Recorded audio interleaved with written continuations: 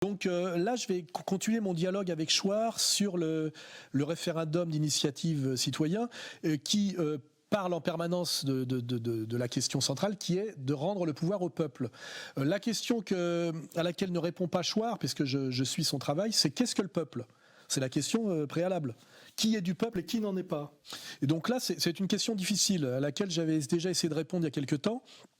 C'est déjà la question que Chouard n'aborde pas, qui est la question de la lutte des classes. À l'intérieur du peuple, il y a des intérêts antagonistes. Le peuple n'a pas... Enfin, je veux dire, la bourgeoisie fait partie du peuple de France. Et les couches moyennes salariées, les cols blancs, les petits chefs, qui sont finalement les accompagnateurs salariés de la mondialisation et donc de la crise, font partie du peuple de France aussi.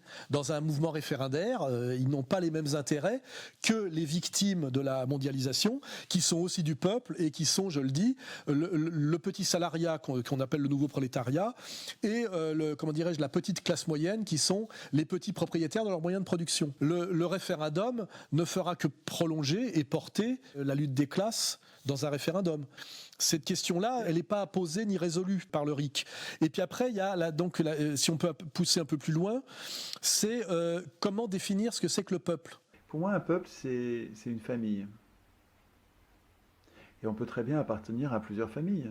Les gentivirus, c'est une famille pour moi. C'est des gens que j'aime bien, on se comprend bien, on s'aime bien. Je pense que la définition du peuple ne peut s'opérer que négativement. C'est qui n'est pas du peuple.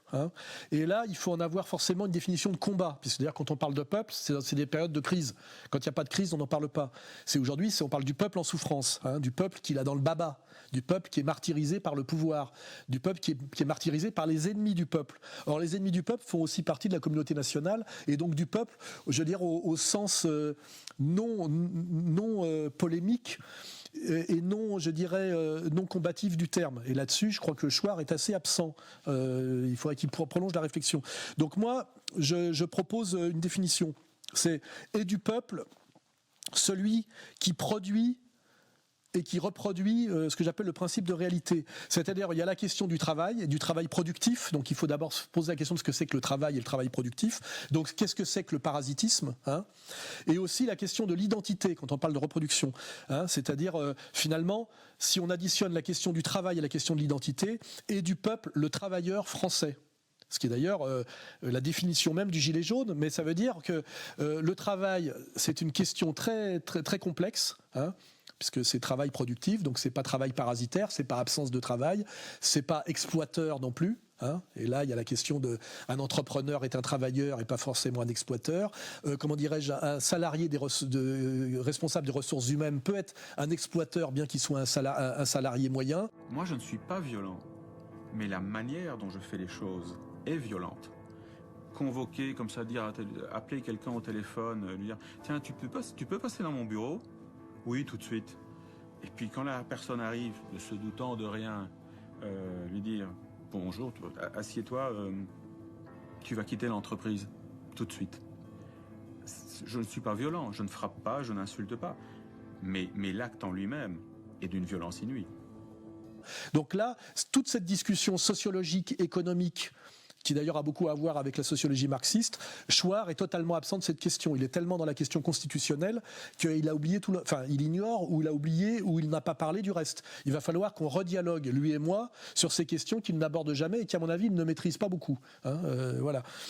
Puisque en fait, il est arrivé au sérieux par la question la question constitutionnelle en 2005 sur le référendum.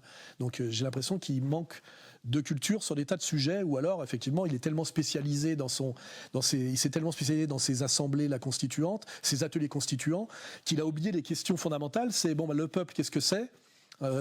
Avant de parler du pouvoir du peuple, c'est le peuple, qu'est-ce que c'est ? Qui en est, qui n'en est pas ? Voilà.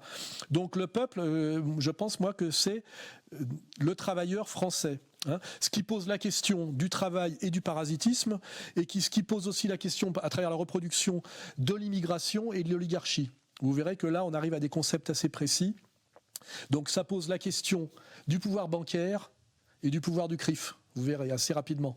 hein, c'est-à-dire de ce qui est pour ou contre le travailleur français dans sa conception la plus élargie, la moins sectaire et la moins gauchiste.